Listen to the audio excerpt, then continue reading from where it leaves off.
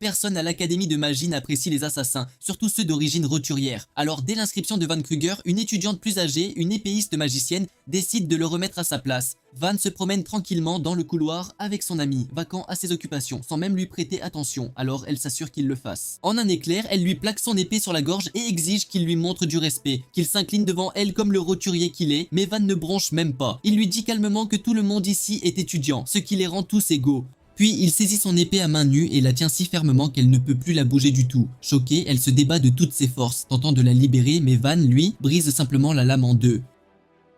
Les éclats se dispersent dans le couloir et d'un coup, toute l'atmosphère change. Maintenant, elle réalise. Elle a fait une énorme bêtise. Elle s'est trompée de personne. Alors, qui est Van Kruger et pourquoi est-il si fort dès son entrée à l'académie ? Dans ce monde, les puissants dotés de magie exploitent ceux qui en sont dépourvus, les raillant sous le nom de Garuda. Le royaume des mages appelle ça l'ordre, mais c'est juste du racisme puissance 1000. Ça dégénère tellement que le second prince complote pour tuer son propre frère, Heinz, et anéantir chaque humain sans magie. Puis un assassin apparaît. Van être quelqu'un sans pouvoir ni magie. Ah, c'est le genre de type né d'un mélange entre les compétences mortelles d'assassin de John Wick et le charisme de Gojo Satoru. L'assassin affronte l'un de leurs plus forts chevaliers et le met à terre instantanément d'un seul coup de paume au nez, détruisant le cerveau de sa victime. Un autre mage intervient, mais malgré son rang élevé, il s'avère inutile face à l'assassin. Van s'en débarrasse tout aussi facilement, lui brisant la mâchoire et le laissant incapable de lancer le moindre sort. Quand le prince commence à parler de traiter les Gerudo comme du bétail, Van ne discute pas avec le petit morveux, l'assassinant de sang-froid. Après cela, il fait son rapport à Heinz, son plus proche allié dans toute cette affaire. Ils ont passé 10 ans à se battre pour cette cause, œuvrant pour un monde où les sans-magie ne seraient pas traités comme des déchets de bas étage. Et maintenant, avec Heinz prêt à prendre le trône, cela semble enfin possible. Sa mission accomplie, Van rentre chez lui, de retour dans son village, espérant retrouver sa mère et sa sœur, celle dont il se souvient encore grâce à l'amulette qu'elles lui ont donnée. Mais quand il arrive, quelque chose tourne terriblement mal. Le village entier est en flammes. Des corps sont éparpillés au sol, déchirés et laissés là où ils sont tombés. Van se dit que ce sont des bandits, mais peu importe où il cherche, il ne trouve pas sa famille.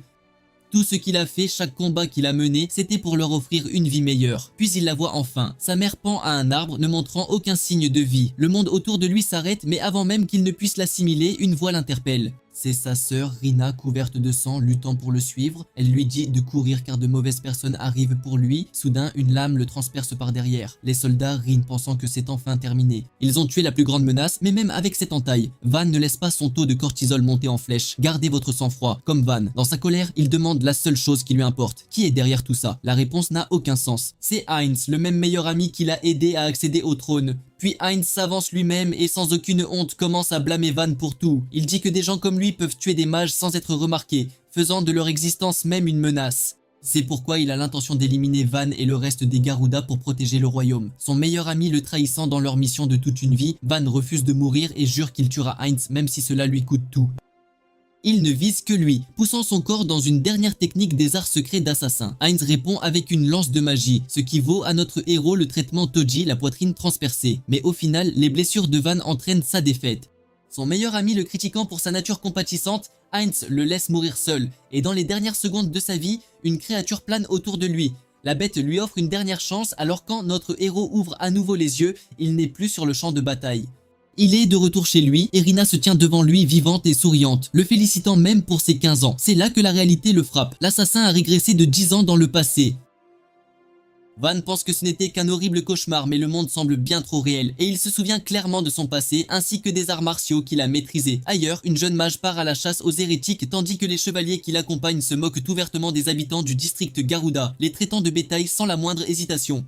Pendant ce temps, Van essaie de donner un sens à sa seconde chance, se demandant ce qu'il doit faire ensuite. À 15 ans, chaque garçon Garuda doit choisir sa voie. Il peut rester et prendre un travail de bas étage, quitter la ville pour travailler, ou devenir mercenaire puisque les sans-magie possèdent une force physique écrasante, un peu comme Toji. Les mercenaires gagnent bien leur vie en tant qu'éclaireurs, mais sa mère s'oppose fermement à cette voie. Dans sa vie précédente, ce choix précis l'a mené à rencontrer Heinz. Van se souvient soudain de quelque chose d'important et supplie urgemment sa famille de quitter la ville pour un temps. Il s'enfuit pour trouver les Purificateurs, un groupe extrémiste qualifié d'hérétiques. L'une de leurs croyances fondamentales est que les Garuda sont des enfants du diable et doivent être exterminés. Et ce jour-là, ces salauds ont perpétré un massacre au nom de la purification. Cette fois, il ne veut pas se cacher, alors il cible sa première victime. Pour tuer un mage, la méthode la plus simple est de déjouer leur perception et de détruire le cerveau ou la moelle épinière avant qu'ils ne puissent réagir. Van passe à l'action, assure le premier meurtre et s'assure que sa présence soit connue. Il manœuvre rapidement autour de son adversaire, utilisant leur propre arme imprégnée de mana pour briser la barrière du mage. L'un des mages lance un sort, mais Van réduit la distance avant qu'il n'atteigne sa cible et lui assène un coup direct dans le ventre.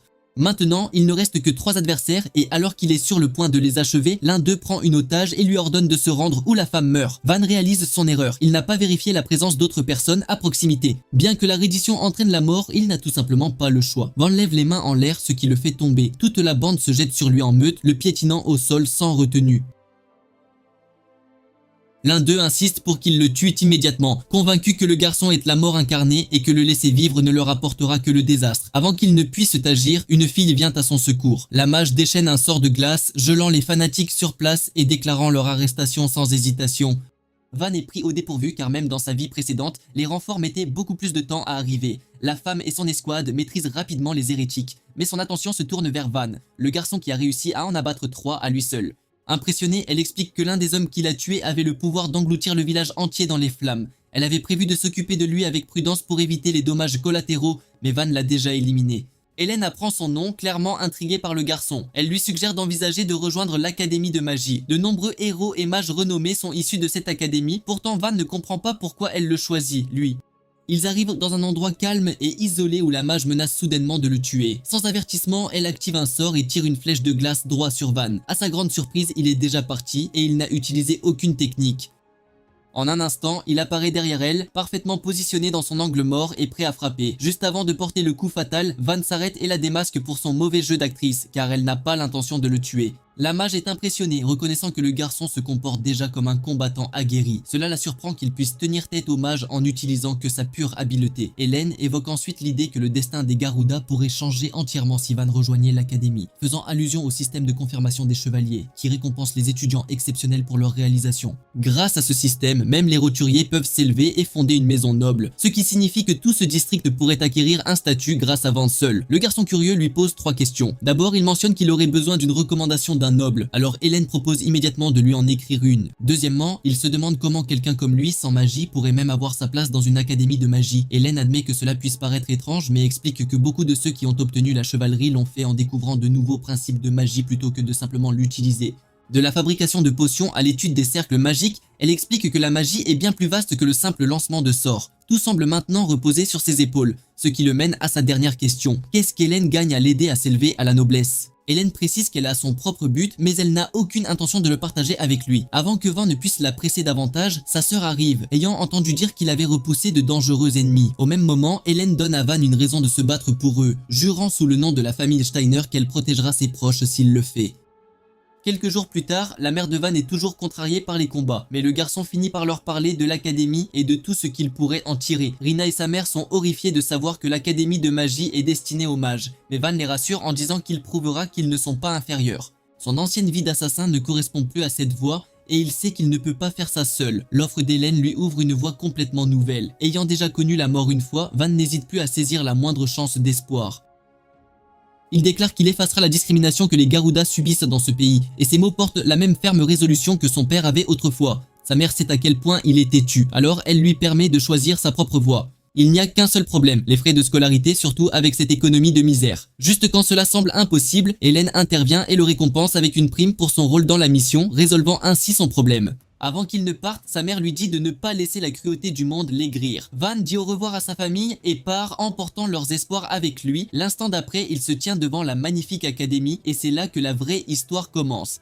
Le garçon est frappé, émerveillé par la grandeur de l'académie. Les gens autour de lui s'affairent joyeusement. Un candidat se présente comme Alexis von Hohenberg de la famille Hohenberg. Le garde s'incline instantanément devant le fils du noble. Il y a aussi une fille recommandée par la duchesse de Krosenburg, une autre noble éminente. Le garçon s'avance pour postuler, seulement pour se faire crier dessus de nulle part. Remarquant ses yeux rouges, les jeunes élites autour de lui le reconnaissent comme un sale Garuda. Le traitement est dur et ce n'est que le début. Gardant son calme, notre héros assure au garde qu'il n'a causé aucun problème, qu'il est juste là pour postuler. Mais le garde furieux se moque de lui parce qu'il ne sait même pas où il se trouve. Van rétorque en soulignant qu'il est là pour l'Académie royale, un endroit où n'importe qui peut passer l'examen quel que soit son statut. Réagissant de manière excessive à un simple commentaire, le garde pointe une lance droit sur le visage du garçon, refusant de permettre à un Garuda de passer l'examen. Tout de suite, Van pense juste à la façon dont les choses ont dégénéré dès le départ. Il pourrait facilement le maîtriser, mais faire une scène devant tant de monde détruirait sa réputation. Le garde plus sensé essaie d'empêcher ce type de faire une scène devant les candidats. Van est impressionné que quelqu'un essaie au moins de l'écouter, mais sa perception est vite brisée. Les mêmes gardes qui traitaient ces jeunes comme des dieux regardent notre héros avec condescendance, le traitant d'idiot délirant comme tous les autres. Van doit s'habituer à ces standards de merde dès maintenant. Le garde lui souligne que l'académie ne discrimine personne en fonction de son origine. Cependant, pour passer l'examen d'entrée, une recommandation d'un noble est nécessaire. Il pense que le gamin n'aurait pas ça, mais Van lui assure que si, stupéfiant l'homme avant de sortir la lettre avec un sceau de noble en bonne et due forme. Au moment où il remarque l'emblème de la famille Steiner, il hurle sur le gamin, le traitant de bâtard insolent pour avoir essayé de s'introduire en douce. Le garde pense qu'aucun noble censé ne recommanderait jamais un crétin sans magie, alors il prend la lettre pour pouvoir accuser Van d'avoir commis un crime capital. Notre héros ne se laisse pas faire et le tire en arrière, le jetant au sol avec un lourd bruit sourd. L'autre est juste confus, tandis que le reste des candidats observent sous le choc. Aucun des gardes ne peut croire qu'un garçon sans magie ait réussi à faire tomber un adulte comme ça. Ils appellent même ça un coup de chance. Soudain, l'un des examinateurs vient vérifier la situation, et les deux gardes s'excusent d'avoir causé le tumulte.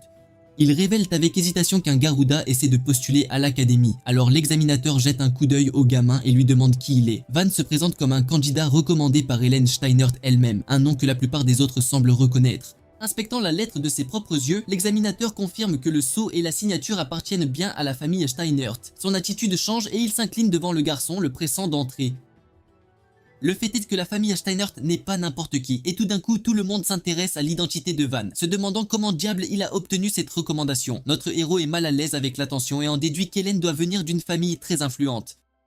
En entrant, le garçon regarde autour de lui, remarquant que chacune de ces personnes est une élite. Il aperçoit Dietrich qui deviendra plus tard le vaillant épéiste.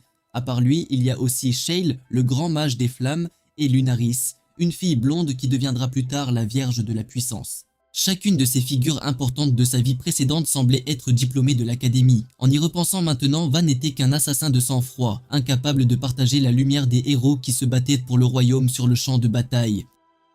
Cependant, dès que le trône est entré dans une lutte de pouvoir, chacun d'eux a fini par travailler pour les princes corrompus. Au final, cet homme a dû tous les tuer. Parlez-moi d'une moisson d'aura maximale. Il regarde littéralement ses futures victimes. Pourtant, maintenant qu'il est à l'académie, il doit rivaliser avec eux au grand jour. Et même si ça va être difficile, Van a l'intention de se battre durement et de changer le royaume pour de bon. Pendant qu'il est là à faire son monologue épique de protagoniste, un type l'interpelle et le rabaisse parce qu'il se tient calmement. Confus, Van exprime qu'il peut choisir de se tenir où il veut. Et hilarant, ce type pense que c'est notre héros qui est impoli. Il se lance dans un exposé de 5 pages sur sa famille, mais Van y est tellement habitué de sa vie précédente qu'il pense que s'incliner pourrait être la chose la plus facile à faire. Il se souvient des doux mots de sa mère de ne pas laisser le monde polluer son esprit. Même dans sa vie précédente, Heinz lui avait dit la même chose. S'incliner devant les gens qui vous haïssent ne vous apportera jamais l'égalité. La personne exhortait son ami à se comporter avec dignité, mais le gamin qui lui jacasse dessus en ce moment est un sale gosse impulsif qui met ses mains sur Van. Fini le gentil garçon. Van lui dit que c'est lui qui a commencé cette confrontation et avant que le petit ne puisse comprendre ce qu'il veut dire, il lui attrape les deux bras, forçant le gamin à s'agenouiller. C'est ce qu'on appelle le Spellveig, la capacité à résister à la force de l'adversaire tout en harmonisant la sienne, manipulant les mouvements de l'autre personne. C'est d'ailleurs la même technique qu'il a appliquée contre le garde. Maintenant que le noble est à genoux comme un bon petit garçon, Van lui offre une main, l'humiliant davantage. Apparemment, le gamin est si têtu qu'il lance un sort magique sur le champ pour attaquer, seulement pour qu'une voix arrête le combat. Tout le monde se fige à l'arrivée du prince Heinz, qui souligne que les Garuda sont les alliés du royaume. Le gamin s'excuse auprès du prince tandis que Heinz est si humble, il se considère comme un simple candidat comme tous les autres, demandant à être traité normalement. Il étend cette même invitation à Van, mais notre héros est bien trop occupé à assimiler le fait que ce type aussi sera un futur diplômé de l'académie. L'apparition du 9e prince stupéfie les étudiants. Ils ne s'attendaient pas à ce qu'il passe un examen comme les autres, et ce qui les dérange le plus, c'est sa gentillesse envers un Garuda, lui conférant un statut encore plus grand. Quant à notre héros, il se souvient de leur conversation précédente, comment Heinz avait mentionné qu'il étudiait dans une académie il y a longtemps. Cette conversation sonne juste maintenant. Le prince actuel pense qu'il aurait pu intimider le garçon et exprime qu'il se sent lui aussi nerveux car les critères d'entrée pour cet examen sont réputés difficiles. Lui tendant la main, Heinz l'assure qu'il n'y a pas besoin d'être intimidé. Ils devraient tous juste faire de leur mieux. Van observe son sourire avec scepticisme. Il sait que le prince attire tout le monde avec ce sourire charismatique, mais il connaît maintenant la vraie nature de ce type, qu'il complote en fait quelque chose derrière ce sourire chaleureux. L'idée traverse même l'esprit de Van de tuer le prince ici même, mais son avenir serait compromis dans le processus. Malgré ses sentiments durs envers le monstre qui a tué sa famille, Van choisit de contrôler ses émotions. Son expression dégoûtée déroute Heinz, le faisant se demander ce qui ne va pas, mais notre héros ne perd pas de temps avec ce type et s'éloigne, refusant tout intérêt à se faire des amis. Il laisse le prince avec une expression désolée, l'amère acceptation de la solitude. Même les candidats d'élite restent perplexes, formant l'opinion que les sans-magie sont des animaux. Un homme rugit bruyamment, silence. C'est l'examinateur qui est là pour annoncer la fin du processus d'inscription pour les candidats. Ensuite, ils vont être escortés vers le site d'examen, un endroit salué comme la forêt des ombres. Le nom semble intriguant pour Van et dans la scène suivante, nous apercevons tous les examinateurs debout près de l'endroit. Le superviseur s'adresse à eux, les accueillant dans la forêt, qui servira également de terrain d'essai pour l'examen annuel. Comme ils le savent déjà, l'académie est réputée pour former des étudiants d'élite qui peuvent faire avancer l'avenir du royaume, ce qui signifie qu'ils ne veulent pas de débutants sans talent. Le premier test sera basé sur la compétence magique de base d'un candidat. De plus, la première forêt des ombres est connue pour être une terre imprégnée de mana, et dans la zone plus profonde, une fleur fleurie. La tâche des candidats est de collecter 10 de ces fleurs.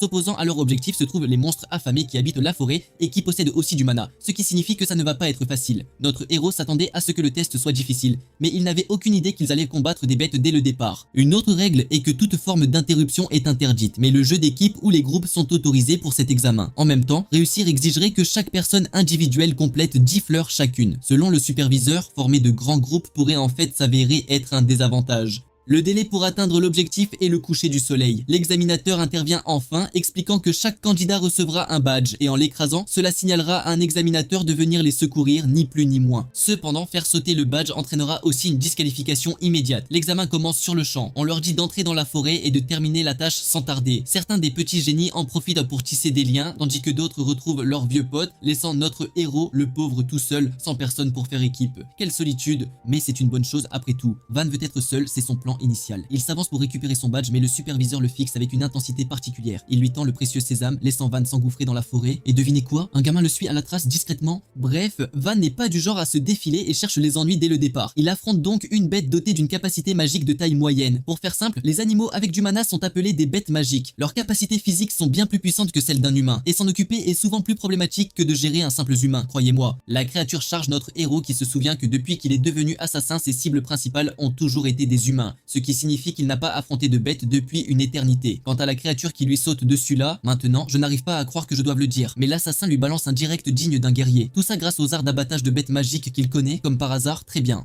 Ça me rappelle un peu ces légendes qui inventent des techniques sur le pouce, à la volée. Bref, ce mouvement concentre l'élan d'une personne en un seul coup forcé. Le simple impact généré par cette frappe est suffisant pour pénétrer le corps de n'importe quelle créature, même la plus coriace. Normalement, c'est difficile à placer, mais pour les bêtes magiques qui agissent par pure impulsion, c'est le mouvement le plus sûr pour les abattre d'un seul coup. La bête est terrassée, s'écroulant devant le garçon, tandis que Van se souvient que même en tant qu'assassin, il devait déjà affronter des bêtes magiques et apprendre à les éliminer de cette manière, sans pitié. Au fait, il sait aussi que son harceleur l'observe, mais il fait semblant de s'en moquer et continue son chemin, l'air de rien. En fait, il s'agit de deux petits voyous qui n'arrivent pas à croire qu'un gamin pareil puisse exister. Refusant d'admettre qu'il ait terrassé la créature avec sa seule force brute, il théorise qu'il a forcément utilisé du poison, une tactique de lâche qui selon eux ne fonctionnera jamais contre eux, bien sûr. Au même moment, son ami lui rappelle qu'interférer avec les autres candidats est formellement interdit. Mais en réalité, les examinateurs pensent que ce n'est qu'un bluff, car personne ne veut vraiment voir un Garuda réussir cet examen, c'est une évidence. Non seulement ça, mais Van a insulté le prince. Alors ce petit morveux est persuadé que le tuer ne lui sera jamais reproché. Le gars a la justification d'un Light Yagami, mais avec le QI d'un Yamcha, c'est dire. Au fait, dans la scène suivante, on retrouve le superviseur escorté vers une cellule gigantesque, l'air pas très frais, l'homme exige la clé, tandis que les gardes se demandent si ce qu'il s'apprête à faire est vraiment acceptable. Les assurant que la bête est contrôlée par la magie, cette ordure a l'intention de la cibler pour qu'elle déchiquette le garçon qui s'est faufilé à l'examen d'entrée. Quel plan machiavélique! Ils veulent tous la peau du gamin Garuda. Après tout, refuser des candidats avec une recommandation, c'est tout bonnement impossible pour eux. Mais si un Garuda réussit l'examen, cela détruira l'honneur de leur académie, c'est une certitude. Justifiant que les Garudas sont de toute façon voués à un destin misérable, l'homme compte bien poursuivre ses actions sans le moindre remords. Même là, le garde argumente que les autres candidats pourraient éventuellement se retrouver en danger à cause de la bête. Cependant, le superviseur estime que tout va bien, car Van a été repéré seul, ce qui signifie qu'aucun autre candidat ne devrait s'approcher de lui de toute façon, c'est logique. Avec la clé, il ouvre la grille en grand, hurlant à la bête d'aller tuer ce sale Garuda pour défendre l'héritage de leur académie coûte que coûte. La scène coupe sur l'examinateur aux cheveux violets, celui qui sent bien que quelque chose ne tourne pas rond avec l'examen de cette année, c'est évident. Le superviseur revient vers lui demandant s'il y a des nouvelles étranges, tandis que l'examinateur rapporte que les choses sont plutôt calmes pour l'instant. Il demande où ce type est allé et l'autre répond nonchalamment qu'il était juste en train de faire quelques petites préparations, rien de bien méchant. Son expression malveillante est quelque chose que le jeune homme remarque immédiatement, sentant que quelque chose cloche, c'est certain. Retour à Van, notre héros se ferait un chemin dans la forêt profonde, localisant des fleurs correspondant parfaitement à la description qu'on lui avait donnée. Ce sont les magnifiques fleurs larmes du ciel. Tout ce qu'il a à faire, c'est d'en cueillir une. Mais avant de pouvoir le faire, il exhorte ses harceleurs à sortir de leur cachette, une bonne fois pour toutes. Les deux petits voyous sont surpris qu'il ait suivi leur mouvement jusqu'à présent, se moquant de Van pour avoir un nez de chien, quel culot. Refusant de tomber dans le piège de la provocation, notre héros répond qu'il est juste habitué aux lâches qui attaquent par derrière, c'est tout. Hilarant, le gars réalise qu'il ne peut même pas dire une chose pareille, étant lui-même un assassin qui utilise exactement la même tactique. Quelle ironie. Les deux petits voyous le narguent, lui disant qu'il n'a pas sa place à l'académie et qu'ils vont le prouver par eux-mêmes, c'est promis. Van dénonce leur logique à 2 balles et leur explique que la vraie raison c'est qu'ils veulent se venger pour leur fierté mal placée, ni plus ni moins. Adoptant une posture de combat, notre héros leur assure qu'il va leur faire ravaler cette fierté à ces petits morveux. Furieux, les deux gamins formulent chacun un sort, se préparant à l'attaquer. Identifiant la menace, Van remarque que l'un d'eux est un mage et l'autre un épéiste magique. Intéressant. Il se demande comment il devrait les gérer car les styles de combat sont généralement divisés en 3 types principaux, c'est bien connu. Le premier est le plus courant, les mages lanceurs de sorts. Et le deuxième type implique d'imprégner les armes de mana, une technique assez répandue. On les appelle les mages lames. Enfin, le troisième type concerne l'amélioration corporelle. Ils sont désignés comme les points de mana. 2 styles différents travaillant en équipe sont généralement considérés comme efficaces car cela équilibre les faiblesses de chacun, c'est une stratégie intelligente. En lisant l'expression de l'un des gamins, Van sent qu'ils n'ont probablement aucune expérience de la mise à mort. Cependant, ils en veulent toujours à sa peau, même si Van ne veut pas tuer ces types. Pas du tout. Le problème, c'est que si quelqu'un comme un Garuda meurt, tout le monde s'en fichera royalement et l'académie masquera ça comme une sorte d'accident, ni vu ni connu. Mais si l'enfant d'un noble meurt, leur maison rassemblera toutes ses forces pour traquer le tueur, menaçant potentiellement l'ensemble des Garuda en guise de vengeance, c'est une certitude. Les nobles de ce pays sont une sacrée plaie à gérer, croyez-moi. Ils ont obtenu leur terre en menant des guerres, alors ils sont toujours prêts à en découdre à la moindre occasion. Cependant, notre héros ne veut pas suivre cette voie cette fois-ci, car il a l'intention de rester dans la lumière coûte que coûte. C'est pourquoi il n'utilisera aucune technique mortelle dans ce combat et choisira plutôt d'écraser leur esprit même, les forçant ainsi à se rendre, sans autre forme de procès. Son regard déterminé agace les petits voyous, surtout celui avec la coupe au bol, qui lance son puissant sort Zirwind pour envoyer des vagues de vent contre notre héros. Bien que Van parvienne à esquiver l'attaque, il est tout de même légèrement coupé, c'est un fait. Le gamin le félicite d'être vif car il venait d'utiliser une frappe fatale, ni plus ni moins. Notre héros n'a pas grand chose à dire sur cette lame de vent, tandis que le noble, lui, se lance dans un exposé de 12 pages sur la technique spéciale de l'âme invisible de sa famille. Quel blabla! En d'autres termes, c'est un peu comme le démantèlement et le découpage de Sukuna, car on ne peut pas voir ses attaques. C'est ça le truc. Le gamin s'imagine déjà victorieux, exigeant pratiquement que le Garuda se mette à genoux et le supplie. Mais Van qualifie ça de sort d'été plutôt minable, franchement. Il se demande si la maison Valtryek est spécialisée dans la livraison de brises légères, ce qui, je dois le dire, est une pique qui met fin à une carrière, carrément. Notre héros l'a taillé plus fort que son propre sort, le provoquant à utiliser une technique encore plus puissante, la tempête Zirwinda. Maintenant, cette attaque a une portée bien plus grande et déchire la forêt entière. Mais Van est rapide comme l'éclair, réussissant à esquiver les entailles invisibles, sans problème. Ce n'est pas que Van puisse voir la technique, non, il est juste extrêmement rapide à capter l'intention de tuer d'une personne et à réagir en conséquence, c'est tout son talent. Prenant contact avec sa cible, Van lui assène un lourd coup de poing dans le ventre, lui offrant une bonne leçon de réalité pour les jours à venir. Une fois celui-ci endormi, l'autre gamin, un épéiste magique, tente de faire le malin, l'air de rien. Il charge son adversaire. Van regarde immédiatement sa main et perçoit le type de combattant qu'il est, car tant qu'il évite l'épée, c'est comme n'importe quelle autre arme, après tout. Sauf que ce n'est pas non plus la chose la plus facile à faire, car la pointe de l'arme, à elle seule, se déplace plusieurs fois plus vite qu'un coup de poing normal. C'est un détail important. Cependant, notre héros possède des réflexes fulgurants, capables de foncer et de saisir la main de son adversaire au lieu de se battre directement avec l'épée. Ensuite, il redirige intelligemment le bras, déséquilibrant le gamin avant de lui asséner un coup de karaté mortel pour le mettre à terre, sans pitié.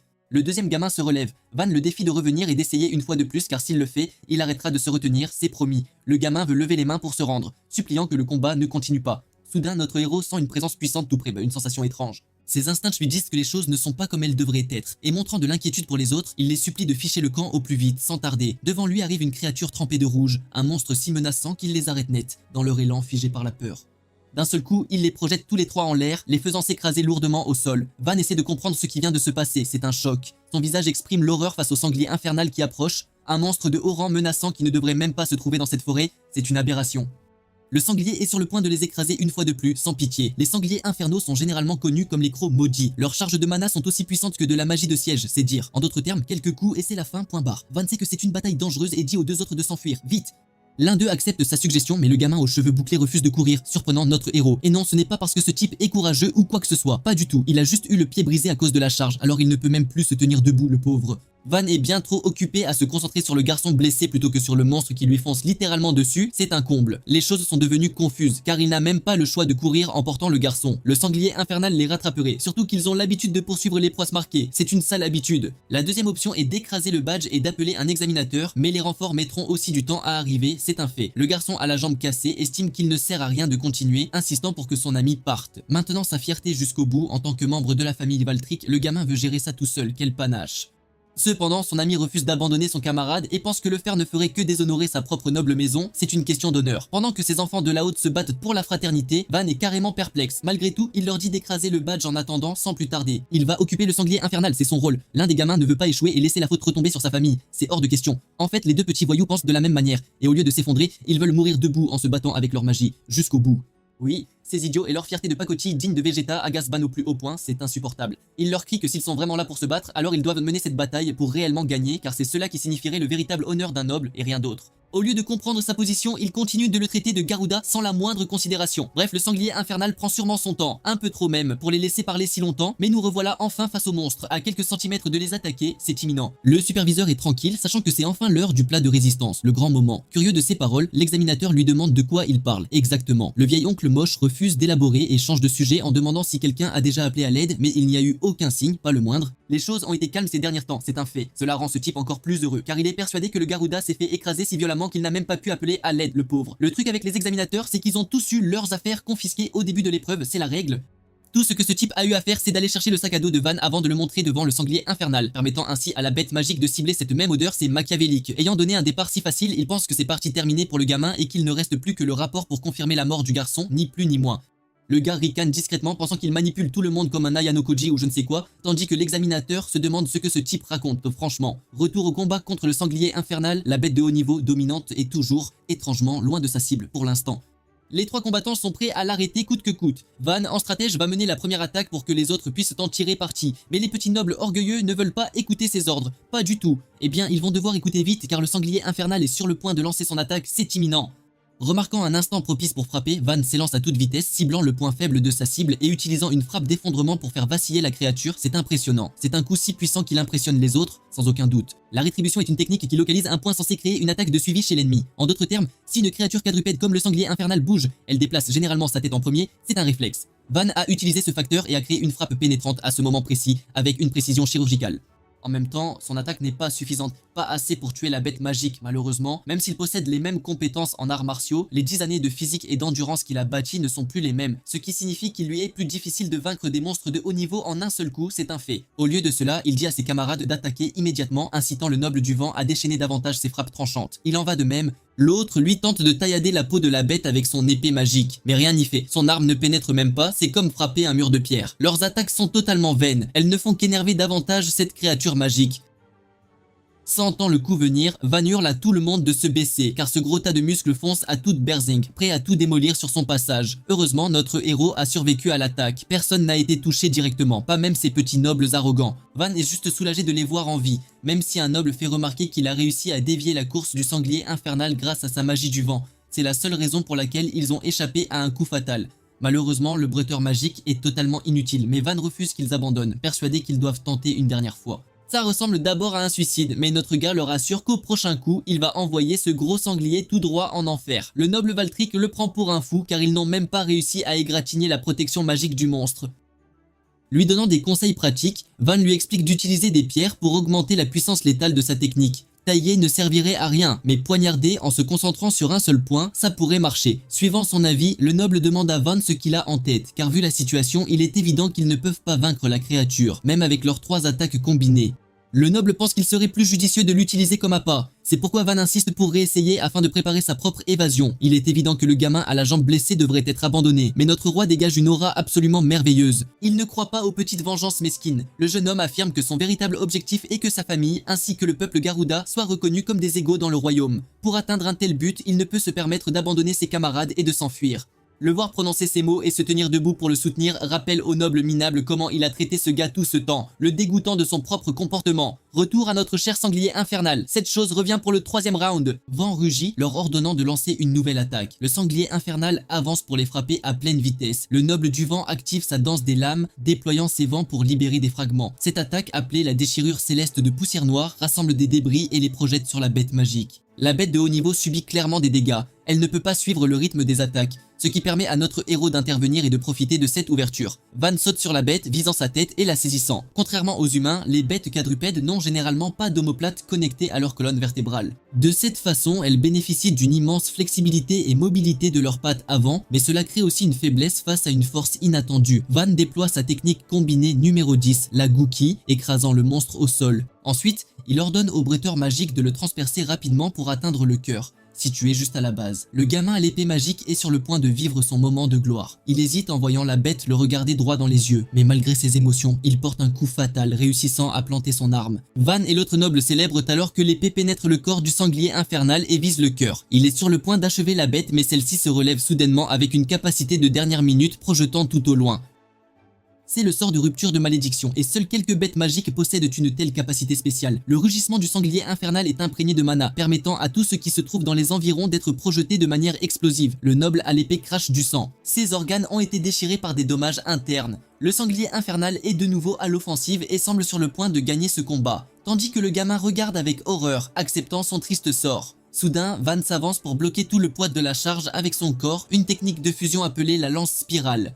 Ce qu'elle fait, c'est rediriger l'impact dans le sol, le faisant tournoyer autour de l'utilisateur. Confus et frustré, le sanglier met plus de force dans sa charge, rendant impossible pour Van de maintenir la redirection. Acculé, il se demande s'il doit utiliser son atout, et même si cela représente un risque pour son corps, c'est la seule chance qu'ils ont d'échapper à la mort. Mais d'abord, il dit à l'autre gamin de s'enfuir, et le gamin quitte rapidement la scène de bataille, lui aussi. Maintenant qu'ils sont seuls, Van fait de son mieux pour bloquer la force, mais le sanglier infernal le projette directement contre l'arbre le plus proche, l'écrasant. Le gamin à la jambe blessée tente de le rejoindre pour l'aider, mais notre héros lui ordonne de rester en arrière. Le sanglier infernal charge aussi pour tuer Van maintenant qu'il est à terre. C'est un moment tendu, et les choses semblent vraiment toucher à leur fin. Soudain, l'ancien assassin entonne un cri de guerre spécifique, libérant toutes ses limitations. La créature est soudainement frappée par un projectile à longue portée, la projetant sur le côté. Cette attaque inattendue est un sort magique. Van la connaît trop bien et fixe l'attaquant. Par un coup du destin, c'est Heinz.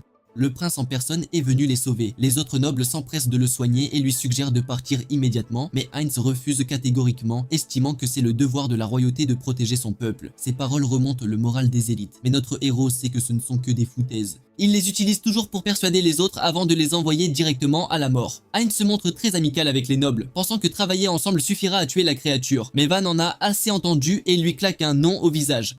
Cette réaction stupéfie le prince qui lui demande ce qu'il veut. Van réaffirme un autre non, refusant l'aide du prince. Les autres nobles le réprimandent pour son langage ordurier envers le prince, le même homme qui venait de leur sauver la vie. Cependant, Van a une opinion différente, arguant qu'il aurait achevé le monstre sans cette interruption. Ces mots leur semblent arrogants et provocateurs. C'est un peu comme un joueur qui râle après avoir perdu une partie. Heinz observe Van affronter le sanglier infernal seul. Le jeune homme cool ordonne même au prince de s'asseoir et de regarder, car il va tout gérer tout seul. Le sanglier infernal avance à nouveau à pleine vitesse. Ralph espère placer un dernier coup propre, mais Van lui dit de rester à l'écart car charger imprudemment mènera à leur propre mort. Même le gamin de Valtreich ne peut plus encaisser un coup, ils s'accrochent tous à leur dernière vie. Van leur ordonne de rester prêts et d'attendre son signal, agaçant légèrement Heinz qui observe avec curiosité. C'est le moment. Van signale qu'ils doivent achever le monstre maintenant. Il est le premier à prendre la charge, affrontant directement la bête. Avant, il avait perdu son sang-froid, mais cette fois, il n'utilisera pas sa carte maîtresse et gérera le combat stratégiquement. Comme la dernière fois, le sanglier infernal se jette sur lui, mais notre héros contre-attaque avec une frappe ascendante propulsive. Ayant déjà échoué 3 charges, la bête a commencé à les prendre au sérieux comme des adversaires compétents. C'est pourquoi le sanglier infernal a commencé à frapper avec plus de précaution à chaque coup. Sachant que c'est une feinte, Van se met en mouvement, heureux de voir qu'il peut bloquer l'attaque en toute sécurité car le monstre n'est plus trop ambitieux. Le sanglier infernal rugit et tente de le frapper avec ses défenses, mais Van manipule son corps avec une telle agilité qu'il esquive chaque attaque. Les autres nobles ainsi que Heinz sont choqués par sa vitesse, sans même utiliser de magie, tandis que le sanglier infernal reçoit un autre coup puissant de Van, qui déplace habilement son centre de gravité pour l'emporter. C'est une technique si parfaite que Heinz ne l'a vu démontrer que par des mages de haut niveau. Le combat continue, Van jouant avec le corps du sanglier infernal, attaquant aussi souvent qu'il le peut et ciblant sa tête. Néanmoins, aucune de ses attaques n'est suffisante pour abattre complètement le monstre. D'autant plus que Van n'a aucune amélioration magique pour renforcer ses coups. Pour cette bête, ses coups de poing ne sont rien de plus que de petites tapes. C'est pourquoi le sanglier infernal gagne en confiance. Heinz pense que c'est une mauvaise chose, mais notre héros veut en fait que cela se produise. Il essaie de frustrer la bête pour qu'elle fasse des erreurs. Activant sa capacité de rugissement spéciale, Van peut enfin voir la même attaque de brise-rugissement sur le point d'éclater. C'est là qu'il ordonne à l'utilisateur du vent de déchaîner son sort. Alors le noble active la déchirure céleste une fois de plus, projetant tous ses vents à l'intérieur de la gueule du monstre. Cela provoque un blocage des voies respiratoires de la bête et fait éclater sa propre attaque à l'intérieur de sa gueule. Étourdi au sol, Van profite du moment en descendant directement devant le monstre. Ensuite, il rapproche ses mains et déclenche le doppelganger, un mouvement secret pour créer sa propre onde de choc. Le coup libère des ondes de choc des deux côtés, visant à écraser le crâne de la bête de l'intérieur. Cette fois, l'attaque porte parfaitement et le monstre est enfin KO. La barrière magique ayant disparu, Van crie immédiatement au jeune noble que c'est l'occasion parfaite de briller. Le jeune noble réagit sans hésitation et s'exécute, déchirant la tête du sanglier et l'achevant une bonne fois pour toutes. Le gamin à la magie du vent ne peut retenir son incrédulité, disant à quel point c'est fou qu'ils aient réussi à vaincre un sanglier infernal. Pendant ce temps, Van se remet lentement sur ses pieds et s'approche du jeune noble, lui tendant la main. Il lui demande s'il va bien et s'il peut encore se tenir debout. Pour l'instant, le jeune noble laisse tomber sa discrimination habituelle et saisit la main de notre héros pour se relever. Alors qu'il se plaint que tout son corps a failli se briser à cause de cette onde sonore, Van explique calmement que l'attaque était imprégnée de magie. C'est pourquoi elle a si gravement perturbé son équilibre. L'ancien assassin lui conseille ensuite de se couvrir les oreilles la prochaine fois, mentionnant que cela réduirait considérablement l'impact. Le jeune noble esquisse un léger sourire et dit qu'il s'en souviendra, bien qu'il admette qu'il préférerait ne plus jamais avoir à affronter un sanglier infernal.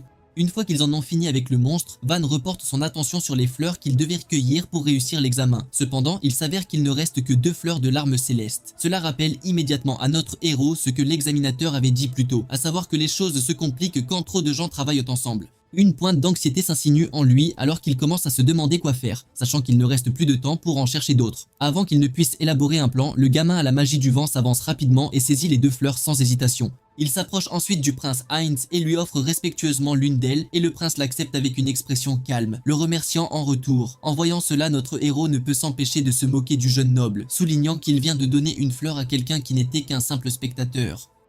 Il suggère même que cela ressemble presque à une sorte de pot de vin. Le jeune noble s'irrite immédiatement et riposte, arguant que c'est simplement le devoir d'un fidèle serviteur. Cependant, lorsqu'il se tourne et apporte la 2e fleur vers Van, notre héros est sincèrement pris au dépourvu.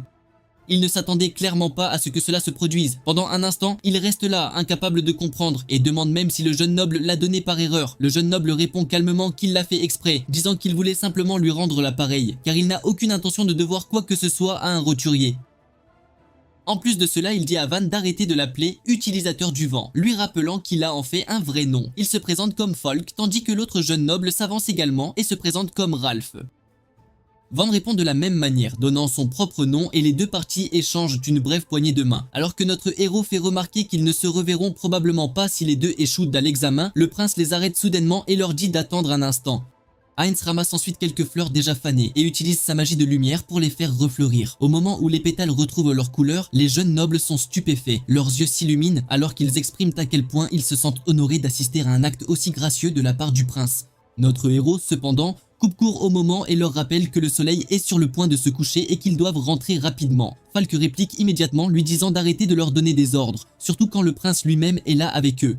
Au moment où ils s'apprêtent à partir, le prince Heinz évoque soudainement quelque chose qu'il a remarqué plus tôt. Il souligne comment Van couvrait soigneusement ses empreintes de pas avec de la terre en chemin. D'après ce qu'il sait, la capacité d'effacer sa trace de cette manière est une technique couramment utilisée par les assassins.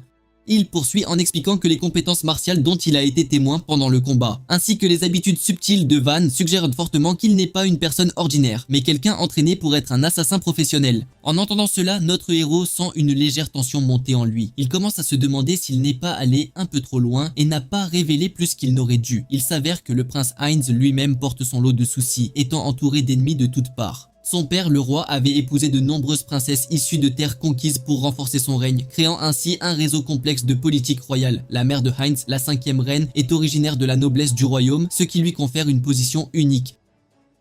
À cause de cela, les autres reines et même ses frères et sœurs aînés le considèrent comme une menace, craignant que le roi ne le favorise comme prochain héritier du trône. Avec ce genre de pression pesant sur lui, Heinz est constamment sur ses gardes, sachant qu'un assassin pourrait s'en prendre à lui à tout moment. Et à cause de tout ce qu'il vient d'observer, il commence maintenant à soupçonner que Van lui-même pourrait être un agent envoyé pour l'éliminer. Si cela s'avère vrai, alors ce n'est pas quelque chose qu'il peut se permettre d'ignorer, et il envisage de régler la situation sur le champ. Pendant ce temps, la sueur perle lentement sur le visage de Van alors qu'il réalise que les vieilles habitudes ne disparaissent vraiment pas. Quoi qu'il fasse, il ne peut changer le fait qu'il était un assassin avant sa régression. Le vrai problème est qu'il ne peut pas admettre une chose pareille, et même s'il le faisait, personne ici ne le comprendrait vraiment. À cause de cela, il sait qu'il n'a d'autre choix que de trouver un bluff convaincant pour se sortir de ce pétrin. Van joue la carte de la décontraction et répond nonchalamment, disant qu'il ignorait que ces techniques faisaient partie de l'étiquette d'un assassin. Le prince Heinz cependant voit clair dans cette excuse boiteuse, n'y croyant manifestement pas une seule seconde. Pourtant, notre héros change de ton et lui dit de croire ce qu'il veut, insistant sur le fait que ce qu'il a dit est la vérité. À chaque seconde qui passe, l'atmosphère se tend. Van commence alors à marcher lentement vers le prince Heinz. Falk intervient immédiatement, essayant de lui barrer le chemin, mais l'instant d'après, notre héros disparaît de la vue et réapparaît juste devant le prince, posant nonchalamment une main sur son épaule. Il lui dit qu'il plaisantait et lui demande d'arrêter de faire une mine aussi sérieuse et intimidante. Van explique ensuite qu'il n'est simplement pas habitué à parler poliment, balayant l'affaire en disant qu'il n'est qu'un garçon de la campagne qui n'a jamais été correctement éduqué à ce genre de manière. Il s'incline légèrement, gardant soigneusement son calme tout en veillant à ne pas révéler ce qu'il ressent vraiment à l'intérieur. Heinz, cependant, n'est pas intéressé par les détours et lui dit d'arrêter d'esquiver la question. Il évoque une fois de plus le jeu de jambes de Van, soulignant à quel point cela ressemblait presque à de la téléportation, et lui demande directement s'il est un assassin. Cette fois, Van avance enfin une excuse plus crédible, affirmant qu'il a appris ce mouvement de Helen Steinhardt, la même personne qui l'a recommandé à cet endroit. Il ment ensuite en disant que la dame lui avait conseillé de cacher ses techniques chaque fois que possible, car les arts martiaux sont la seule véritable arme qu'il possède. Au fond de lui, le garçon ressent une légère culpabilité d'utiliser son nom sans permission, mais en même temps, sa réponse semble enfin rassurer le prince. Même Ralph semble visiblement secoué au moment où il entend son nom, ce qui montre clairement que sa famille se situe à un niveau respecté même parmi la royauté. En entendant un nom si puissant, le prince se souvient de la femme connue sous le nom de Dame Fleur de Glace. Il sait très bien qu'elle compte parmi les figures les plus importantes de l'académie. La seule chose qu'il trouve difficile à croire, c'est que quelqu'un comme elle puisse être familière avec les techniques d'assassin, pourtant il ne s'y attarde pas longtemps. Après tout, il est confiant que sa maison ne serait jamais impliquée dans quelque chose d'aussi dangereux que de comploter l'assassinat d'un prince. Ralph interroge ensuite Van, lui demandant pourquoi quelqu'un du calibre d'Hélène recommanderait un roturier sans importance. Notre héros répond simplement qu'il ne connaît pas lui-même la raison, expliquant que tout ce qu'elle lui a dit était d'aller à l'académie avec sa recommandation. Le prince intervient et partage sa propre hypothèse, suggérant qu'Hélène aurait pu prévoir de former Van personnellement et de l'intégrer finalement à sa maison. Les autres jeunes nobles commencent à être d'accord après avoir été témoins des capacités de Van. Sur ce, le prince adoucit enfin son ton et le remercie poliment, admettant qu'il aurait pu se retrouver en grave danger s'il avait rencontré la bête seule. Il dit ouvertement qu'il doit la vie à Van et s'incline même légèrement pour montrer son respect. Van, cependant, reste aussi direct que jamais et fait remarquer nonchalamment qu'il ne se battait pas pour le prince en premier lieu. Falk le réprimande immédiatement pour son attitude irrespectueuse, mais notre héros s'en moque éperdument, surtout après tout ce qu'il a traversé. Le prince prend discrètement note de cela, réalisant comment le garçon choisit de lui lancer des insultes subtiles au lieu de demander une quelconque récompense. Alors que la période touche à sa fin, les étudiants commencent à revenir de la forêt. Certains portent les fleurs qu'ils ont réussi à cueillir, tandis que d'autres reviennent meurtris, épuisés et les mains vides. Un sentiment d'appréhension plane sur eux, alors qu'ils s'inquiètent de la façon dont ils affronteront leur famille après avoir échoué à obtenir une place dans une académie aussi prestigieuse. Pendant ce temps, le professeur rusé ne peut s'empêcher de devenir anxieux, car le prince n'est toujours pas revenu. Il s'était soigneusement assuré que seules des bêtes plus faibles étaient présentes dans la forêt, celles que le prince pourrait facilement gérer. Ce qui le trouble encore plus, c'est le fait que le sanglier infernal n'est pas apparu non plus. C'est alors qu'un groupe de 4 personnes émerge enfin de la forêt. Si le professeur est soulagé au moment où il voit le prince sain et sauf, ce soulagement se transforme rapidement en colère dès que ses yeux se posent sur Van. L'examinateur salue notre héros et lui demande s'il est sain et sauf. De l'autre côté, leur professeur perd complètement son sang-froid et lâche qu'il aurait dû être mort à l'heure qu'il est. Jouant l'innocent, notre héros demande calmement si l'homme a un problème avec sa survie. Le professeur réalise rapidement qu'il a fait une gaffe et se force à rester calme. Il dit qu'il était juste choqué de voir que Van était revenu vivant. Cependant, Van les informe nonchalamment qu'il n'est pas seul non plus.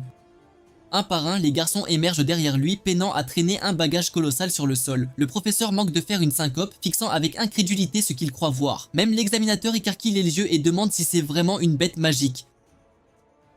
Les étudiants expliquent qu'ils soupçonnent qu'elle a été envoyée pour assassiner le prince, alors ils ont ramené la tête comme preuve. Les deux instructeurs se taisent, mais pour des raisons très différentes. L'examinateur ne peut concevoir comment une chose si dangereuse a pu errer dans la forêt, tandis que le professeur est sidéré qu'elle ait échoué à éliminer sa cible.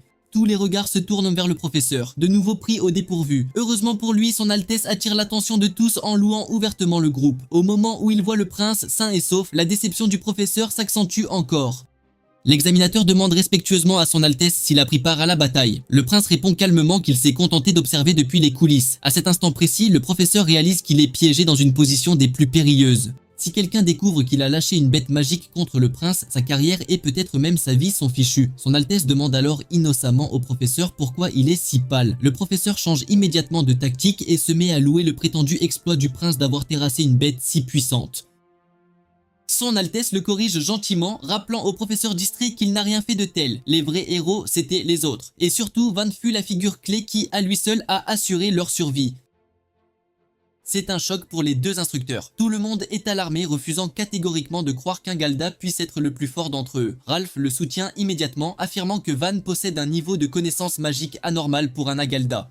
Pendant ce temps, Dietrich confirme timidement que les éloges de son Altesse envers les capacités de Van sont amplement mérités. Le professeur fixe en silence, abasourdi, refusant d'accepter qu'un Agalda soit sous les feux de la rampe, mais son Altesse donne le coup de grâce, déclarant calmement que c'est tout à fait logique pour quelqu'un choisi par la maison Steinherz. Van n'avait pas vraiment appris grand chose d'Hélène, pourtant il décide de jouer le jeu sans corriger personne. Après cela, les rumeurs commencent rapidement à se propager concernant les capacités du Galda choisi par la dame de la fleur de glace. En réponse, l'examinateur offre à notre jeune homme sa plus profonde gratitude. Protéger le prince est considéré comme le plus grand service rendu au royaume. Direct comme à son habitude, Van le corrige immédiatement, affirmant qu'il n'a jamais protégé le prince, pas du tout. Ce n'était qu'un effet secondaire de la défaite de la bête magique. Cela dit, il ramène la conversation à ce qui compte vraiment. Un par un, tous les garçons sortent une fleur bleue. L'examinateur se tourne vers le professeur avec un regard plein d'attente. Aussi douloureux que cela soit pour lui, l'homme est contraint de faire une annonce officielle. Il nomme les trois garçons un par un, incluant Van à contre-cœur, confirmant qu'ils ont tous réussi. Notre héros est désormais officiellement inscrit à l'académie. Tout étant réglé, le prince ordonne à l'examinateur de mener une enquête détaillée sur l'apparition de la bête magique. La scène se déplace ensuite vers la cérémonie de bienvenue de l'académie. Le directeur précise bien à tous les étudiants que l'académie n'existe pas pour ceux qui sont simplement doués en magie. Son but est de façonner de jeunes talents en nobles guerriers qui se battent pour et protègent le royaume. Parmi tous les utilisateurs de magie, Van se sent silencieusement satisfait que sa vie ait enfin changé pour le mieux. Dans sa première vie, il ne pouvait même pas imaginer mettre les pieds dans l'académie, encore moins s'y inscrire comme étudiant. Observant d'en haut, Hélène contemple silencieusement le jeune génie qui détient le potentiel de mettre fin aux préjugés profondément enracinés du monde contre le peuple Galda. Plus tard, elle descend le couloir qui mène à une porte richement décorée. À l'intérieur de la chambre se trouve une table ronde avec 5 sièges, dont un seul est encore vide. Les 4 autres lancent des regards noirs à la jeune femme qui met leur patience à l'épreuve. La princesse épéiste Karina Rutel critique Hélène d'arriver avec une expression si satisfaite après avoir gaspillé son temps précieux. Pendant ce temps, Emilia Rodovol reste calme et demande simplement quel est le but de cette réunion soudaine. Le point silencieux, Arnold Clavis, déclare qu'il n'y a qu'un seul point à l'ordre du jour ce soir. Le 8e prince Lianus l'énonce clairement, disant que leur but est de décider comment traiter avec l'imposteur parmi eux. Confuse, Emilia se demande à voix haute ce qu'il veut dire exactement par là. Arnold explique alors que l'inscription du premier étudiant Galda de l'histoire a provoqué un tollé général parmi les nobles. Karina se moque de cette décision, plaisantant qu'à ce rythme, il pourrait aussi bien commencer à recruter des gobelins la prochaine fois. Cependant, celui qui semble avoir le plus gros problème avec l'admission de Van est Léonis. Il se tourne brusquement vers Hélène, le dernier membre des 5 couronnes radieuses. Il exige une sacrée bonne explication pour avoir recommandé un sale Galda dans leur prestigieuse académie. À l'académie, nobles et puissants mages de tout le royaume se réunissent sous un même toit. Même parmi des élites comme eux, il est courant que des bagarres et des disputes éclatent à cause de l'orgueil. Pour gérer ces conflits, 5 étudiants, connus sous le nom des 5 couronnes radieuses, ont l'autorité disciplinaire sur l'académie. Léonis exige une explication pour qu'une personne du statut d'Hélène prenne une décision aussi insensée. Sans hésitation, Hélène répond qu'elle a vu la force de vente de ses propres yeux et a reconnu son talent. La princesse épéiste cependant a du mal à associer les mots fort et Galda dans la même phrase. Elle refuse de croire que des gens maudits dès la naissance puissent être autre chose que faibles et inutiles au combat. Même la calme et posée Emilia convient que c'est illogique. Une race qui ne possède pas de magie ne peut tout simplement pas tenir tête dans un combat. Léonis remarque avec condescendance qu'il semble qu'Hélène manque d'un tel bon sens élémentaire. Hélène est agacée quand il mentionne le bon sens. Elle dit que le bon sens n'est qu'une excuse pour empêcher les gens de penser et pour imposer des croyances insensées aux autres. Léonis commence à bouillir, incapable de supporter qu'une femme sape son autorité. À ce moment, Arnold suggère calmement une solution pratique. Ils peuvent simplement tester si Van a vraiment les compétences qu'Hélène prétend. Léonis s'intéresse immédiatement à l'idée, il va plus loin et propose une punition pour humilier Hélène si Van échoue au test. Bien qu'Hélène soit incertaine de ce qu'il complote, elle offre un avertissement poli de ne pas sous-estimer son choix. Cette remarque irrite Karina qui se porte volontaire pour évaluer personnellement ses capacités. Léonis lui donne son entière approbation pour écraser l'étranger. Alors que Karina passe devant Hélène, elle demande d'un ton moqueur si le garçon Galda lui a tapé dans l'œil. Karina précise que la seule chose qui l'intéresse est de briser le jouet préféré d'Hélène, ainsi que son attitude hautaine.